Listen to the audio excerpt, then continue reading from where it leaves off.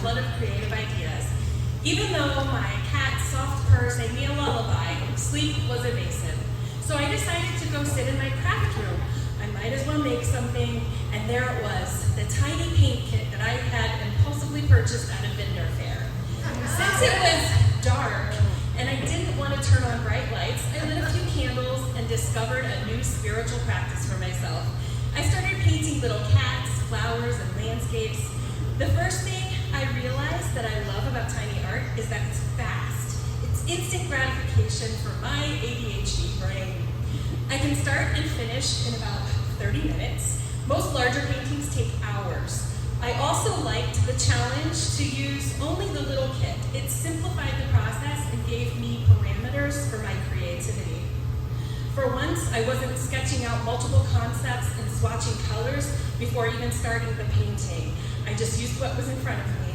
I started making pictures and videos of my tiny paintings and soon realized that my day job as a video producer was the perfect opportunity.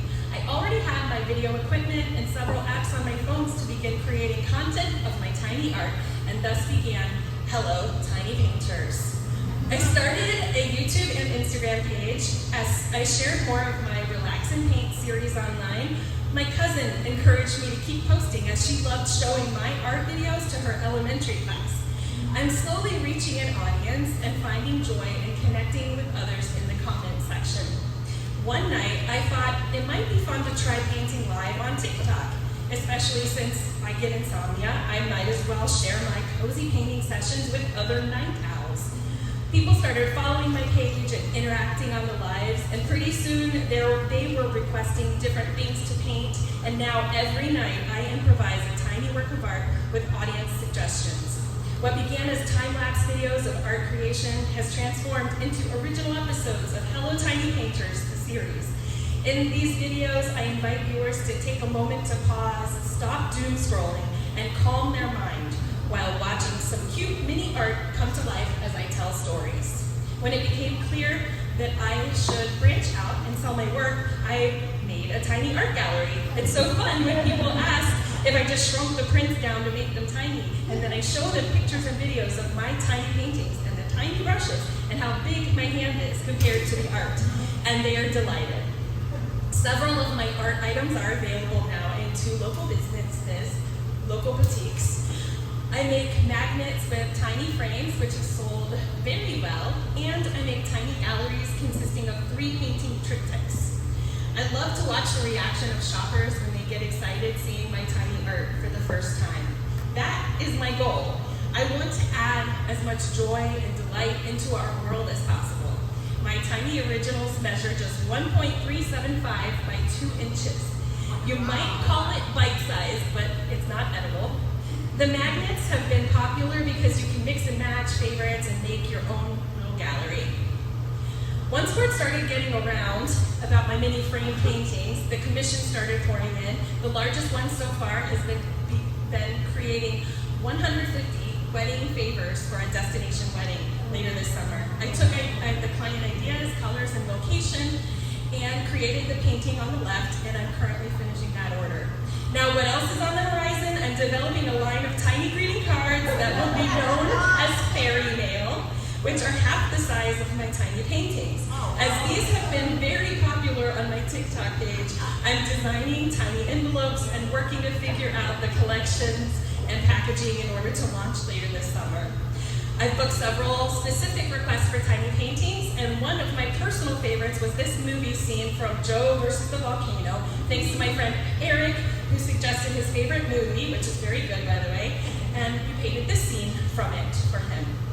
Joining the art community online, especially TikTok, has been amazing.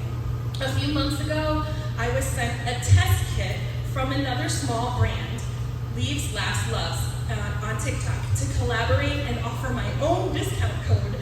I enjoyed showing that set of handmade paints with mineral pigments, and it's exciting building new partnerships.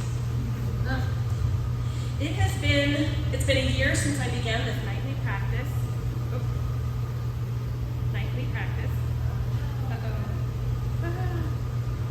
practice. It's been a year since I started the nightly practice. Some people journal or read every night. I paint. It's been not only healing my inner child, but helping my creative spirit. It's amazing to look back and see how much my skill has improved, and I feel way more confident even calling myself an artist. When I first started out, I would say, I'm just playing, let's see what happens. Now I still say, I'm just playing, but I know what happens. It's a magical connection to the creative realm. It's taking my imagination and instinct and tuning out the doom and gloom of the world to create joy with colors and shapes. I'm a self-taught artist, and I've always been creative and expressive.